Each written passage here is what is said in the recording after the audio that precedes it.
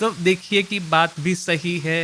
बाद में ग्वालपाड़ा के दिनों की कहानियाँ, उद्बोधन की कहानियाँ, जयराम बाटी की कहानियाँ, जैसे जैसे हम सुनते जाएंगे वैसे वैसे पता चलेगा कि माँ के पास में यह जो त्यागी संतान है, भक्त संतान है, वो आते थे, आकर के माँ के प्रति अपनी श्रद्धा भी जागृत करते थे, किंतु साथ साथ में ही इस तरह की हरकतें कभी कभी कर लिया करते थे कि माँ को भी उनको संभालना मुश्किल हो जाता।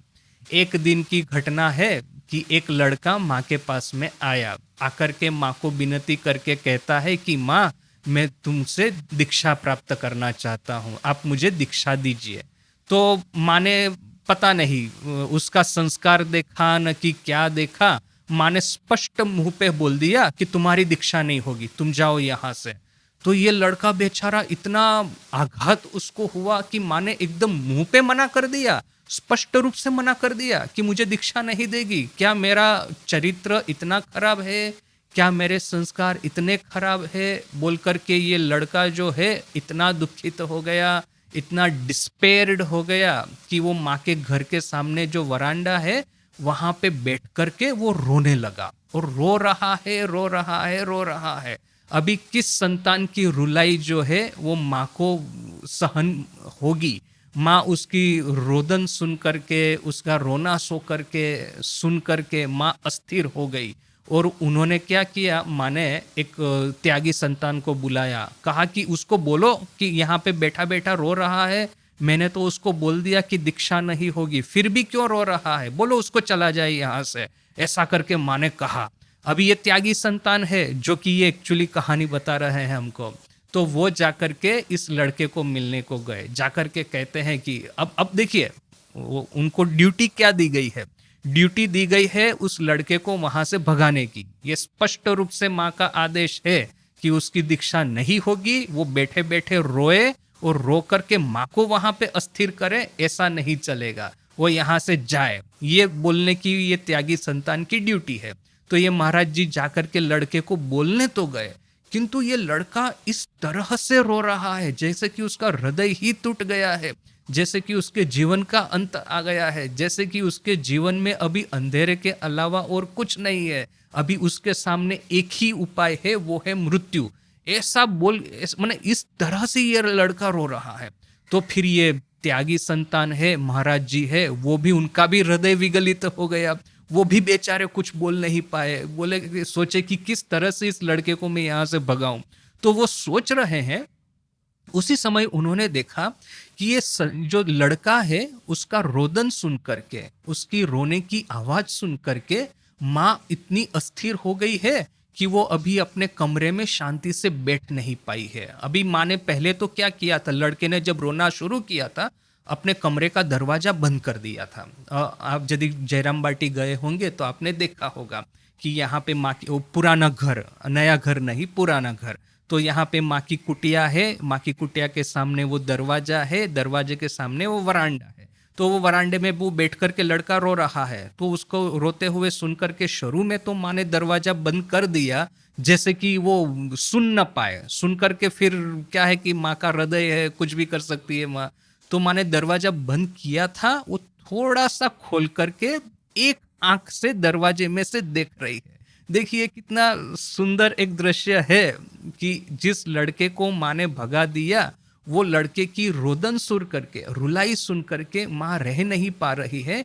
दरवाजा थोड़ा सा खोल करके, जैसे छोटी बच्ची होती है ना, छोटी बच्ची को आप ऐसा कहे कि ये खिलौना है या टीवी आजकल के युग में, कि उसको बोलेंगे कि टीवी नहीं देखना है, जाओ अपने कमरे में जाकर के पढ़ाई लिखाई करो, तो ये छोटी बच्ची का जो मन है वो पूरा वो टीवी में जो कार्टून चल रहा है उसके ऊपर में है।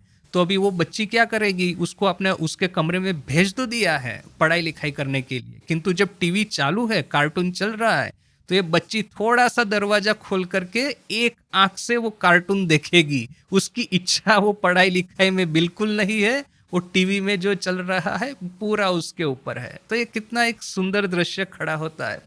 यहाँ पे भी माँ भी वो अभी अपने कमरे में बैठ कर के खाना बनाना है, जो भी घर का काम करना है, उसमें माँ का मन स्थिर नहीं हो पा रहा है, अपने कमरे का दरवाजा थोड़ा सा खोल करके एक आंख से वो एकदम स्थिर दृष्टि से उसको देख रही है, बिल्कुल बालिका की तरह। तो ये त्याग महाराज जी जो है उन्होंने देख लिया कि माँ इसको देख रही है, रोते रोते जो रो रहा है।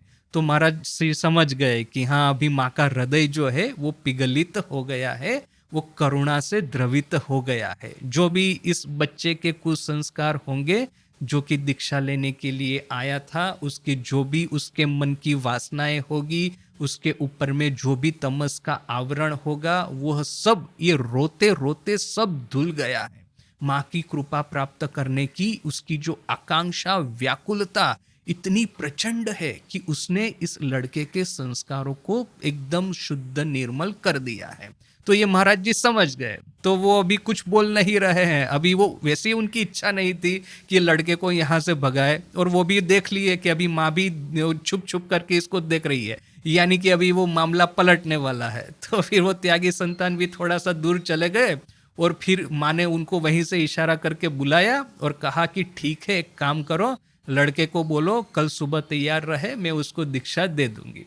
तो देखिए, ये जो ठाकुर जो कहते हैं कि मैं तुमको इतने सारे पुत्र पुत्री संतान देकर के जाऊंगा कि जब आखिर में एक दिन ऐसा आएगा, आज तुम यह व्याकुल होकर के आकांक्षा कर रही हो कि कोई मुझे माँ करके पुकारे, कोई ऐसा संतान हो जिसके प्रति मैं अपना स्नेह है, अपनी करुणा है, उसको मैं धावित कर सकूं। आज तुम ऐसा सोचती हो, एक दिन किंतु आएगा, इतने संतान तुमको माँ माँ करके पुकारेंगे और ऐसी सब उटपटांग हरकतें करेंगे कि तुम त्रस्त हो जाओगी, उनको संभालना मुश्किल हो जाएगा। तो बाद में इतनी इस तरह की इतनी सारी कहानियां हैं जो कि हमको सही में लगता है। किंतु देखिए, एक बात है, भले ही चाहे यहाँ पे ठाकुर कहते हैं कि तुमको अपने संतानों को संभालना मुश्किल हो जाएगा, और भले ही चाहे हम इतनी इतनी ही सारी कहानियां पढ़ते भी हो कि जब अपने संतानों की ये जो उटपटांग हरकतों से माँ भी थोड़ी सी परेशान हो जाएगी, किंतु आखिर में तो देखिए कि माँ का हृदय जो है वो इतना विशाल है कि यह जो लड़के लड़कियां भक्त, ये जो भी है त्यागी संतान है, वो आकर के कितना भी उत्पात क्यों न मचाए, कितनी ही परेशानी क्यों न खड़ी करे, आखिर में तो माँ के हृदय में सबके लिए स्थान है ही है। एक लड़का जयराम बाटी में आया, माँ को बड़ा ही श्रद्धापूर्ण प्रणाम किया, और फिर किंतु इसका दिमाग जो था ना, बड़ा ही वो हाई टेम्पर था, फट करके नाराज होता था, फट करके गुस्सा हो जाता था। तो फिर ये लड़का अभी माँ के सामने तो उसने ऐसा कुछ गड़बड़ किया नहीं, किंतु माँ ने जब कहा कि जाओ कामारपुकुर दर्शन करके आओ, तो एक दो भक्तों के साथ में वो कामारपुकुर गया।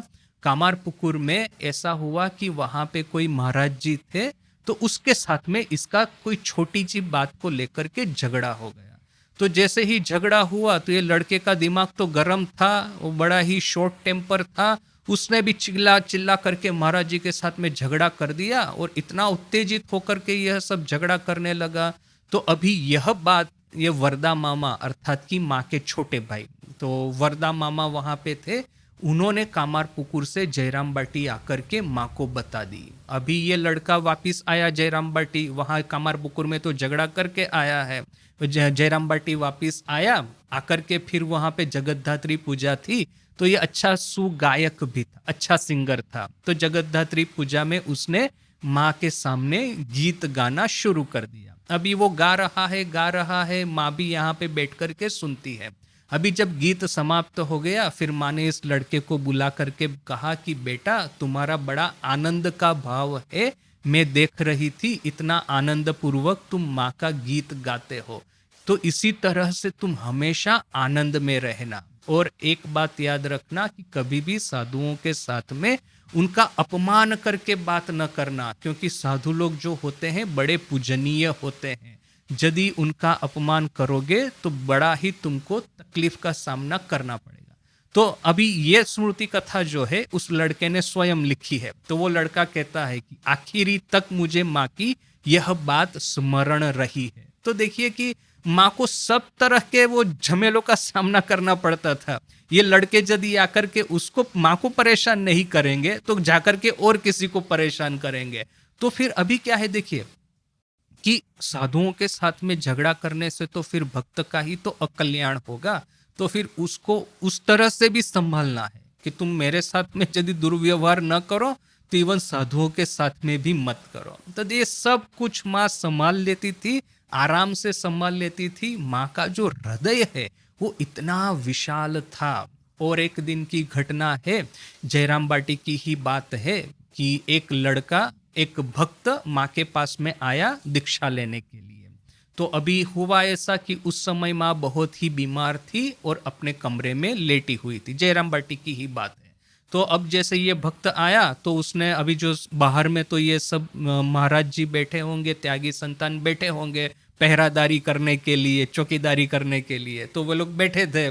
तो ये भक्त ने कहा कि माँ के पास जाना है, माँ का दर्शन करना है, माँ से दीक्षा लेनी है।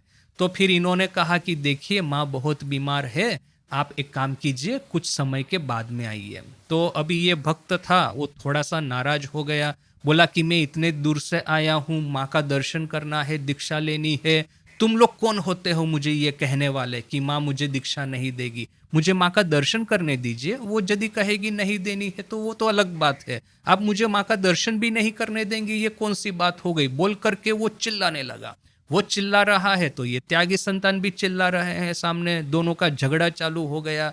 अभी देखिए माँ अपने कमरे में बीमार होकर के लेटी हुई थी, उसने यह पूरा झगड़ा देखा। तो अभी देखिए जब आदमी बीमार होता है तो पहनने के कपड़े का इतना कुछ ठिकाना नहीं होता, बाल भी इस तरह से वेर विखेर पड़े होते हैं, उसका जो अपीयरेंस जो होता है, पूरा जो दिखाव होता है, वो भी तो वो जनरली हम सुस्त होते हैं तो स्नान वगैरह करके अपने को प्रॉपर प्रेजेंटेबल स्टेट में रखते हैं, बाल को भी ठीक रखते हैं, कपड़े भी ठीक रखते हैं वगैरह वगैरह। किंतु जब बीमार होंगे हाथ पैर हिलाने की भी परिस्थिति नहीं है, कपड़ों का भी कौन ठिकाना रखेगा, चेहरे का भी कौन ठिकाना रखेगा, बाल का भी कौन ठिकाना रखेगा। तो माँ बेचारी ऐसी ही पड़ी हुई थी। किंतु जब माँ ने बाहर में ये झगड़ा होते हुए सुना तो कष्ट करके खड़ी हुई अपनी बेड में, और दरवाजा बंद था, खोल करके बाहर आई। पूरी अस्त व्यस्त है, बाल बेर बिखेर है, वस्त्र भी ऐसे हो गए हैं अव्यवस्थित। वो आकर के माँ कहती है, जो त्यागी संतान झगड़ा कर रहे हैं तो उनके ऊपर में गुस्सा करके कहती है कि तुम लोग क्यों झगड़ा कर रहे हो बिना मतलब, वो मुझे मिलने के लिए आया है, मेरा दर्शन करने के लिए आया है, आने दो मेरे पास में, मैं डिसाइड करूंगी कि किसको दीक्षा देनी है नहीं देनी है, किसको दर्शन देना है नहीं देना, तुम लोग कौन होते हो बीच में आने वाले। तो माँ का इस तरह का अपीयरेंस और जो गुस्सा करके वो बोल रही है, सब त्यागी संतान चुप हो गए और ये जो भक्त था उसने जाके माँ का दर्शन किया।